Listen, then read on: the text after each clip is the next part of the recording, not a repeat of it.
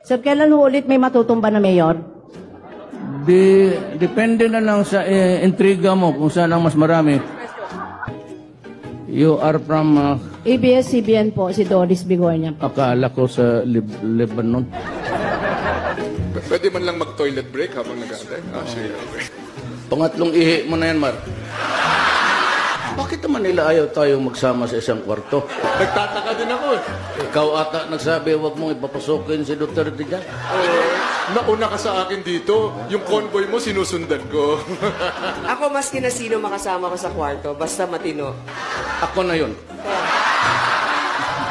May we acknowledge the presence of Governor Davide, Congressman Luigi Quisumbing, Congressman Advincula, Mayor Tommy Osmeña, Attorney Mike Toledo, Mr. Lourdes De Vera, Secretary Ace Durano. Wala akong nakilala dito. Mukhang talo na ako dito sa butuhan. Hindi, ganito na lang. Yung hindi natawag dito ng dalawa, dito na kayo sa akin. Ito, tingnan mo itong binigay na. Tingnan mo ha, pag ginanong ko, alcohol. Yan. Kaya ako, kanina pa ako, sige, naglalaro ako, nag-enjoy ako na parang sprite eh. Alcohol. Ito si Bong. Sige siya, pinapanood niya yung gimmick mo doon sa... Sabi na, tignan mo talaga si... Sabi ito. Sabi ko, huwag mong gawin, baka hindi totoo yan. Totoong patulog-tulog siya, pero... We can only say good luck and may the next mission be accomplished.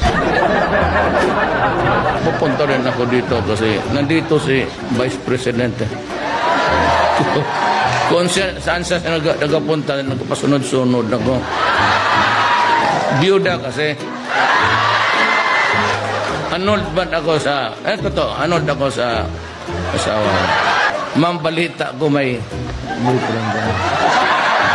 Do not be offended, pero yung sabi nila, hindi yung totoo. Awa na po ako sa inyo, mahal na Pangulo. Tigilan nyo na po ako. Ano pong gusto nyo sa akin?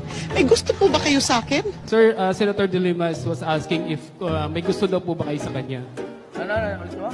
She was asking, sir, kung may gusto daw po ba kayo sa kanya. Masyado na nila akong ginigipit, inaapi. Tapos ganyan pag gagawin nila. Lahat na lang sinisisi sa akin. And they call themselves men.